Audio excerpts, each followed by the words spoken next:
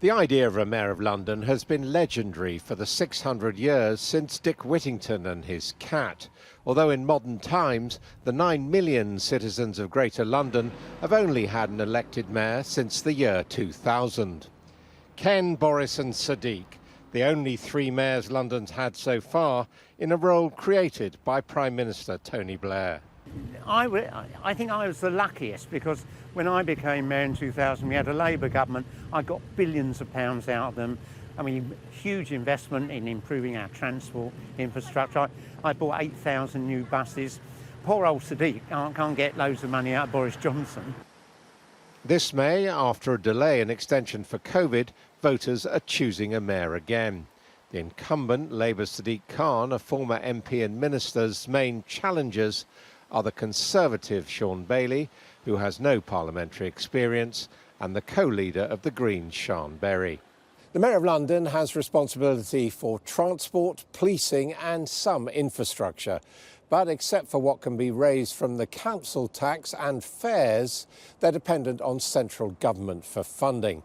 That's pretty limited compared to counterparts such as the Mayor of New York City. But that's left plenty of room for eye-catching initiatives, such as what became known as Boris Bikes.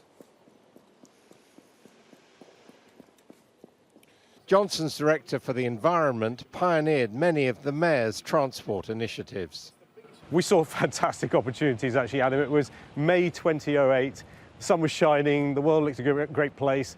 We had lots of ideas of what we wanted to do, but we were faced with a financial crisis a few months after coming in, which impacted every part of London, but particularly London politics, London boroughs, the budgets, the challenges, how we could invest, even the government working with a Labour government at that point, then a coalition government and then a Conservative government. It meant the mayor has to be both a political leader, a leader of the city, someone who everyone looks to find the solutions of what's going on in this big place that is actually something that represents a global position for this country. Johnson was lucky in what he inherited from his predecessor, including the idea of the bikes and most notably the London 2012 Olympics, the result of fierce lobbying by Blair, Livingston and the late Tessa Jowell. Of course. But without his 8 years in City Hall, it's unlikely Johnson would have become Conservative leader, let alone Prime Minister. Khan says he has nothing to thank Johnson for, as mayor or as Prime Minister. When I became mayor, I inherited a TfL which had an additional £7 billion of debt which he'd borrowed. I'm paying back the interest on his debt. They've given a blank cheque to the privatised trade-up companies for 18 months, nothing against that, but they're attaching draconian strings to TfL.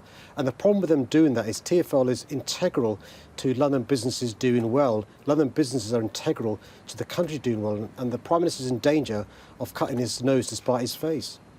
So does he have any plans to copy Johnson and use London as a springboard to number 10?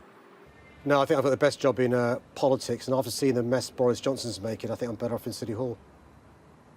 Dick Whittington and his cat were problem solvers, dealing with the rat problem and rebuilding the city with the riches they earned. Today, mayors face the practical problems of making London better, while central government blows hot and cold.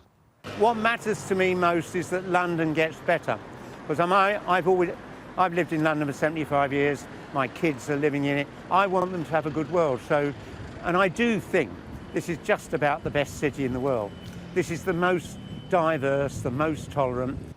The new job of Mayor of London comes of age this year, but so far this century has yet to produce a match for Dick Whittington. Adam Boulton, Sky News, London.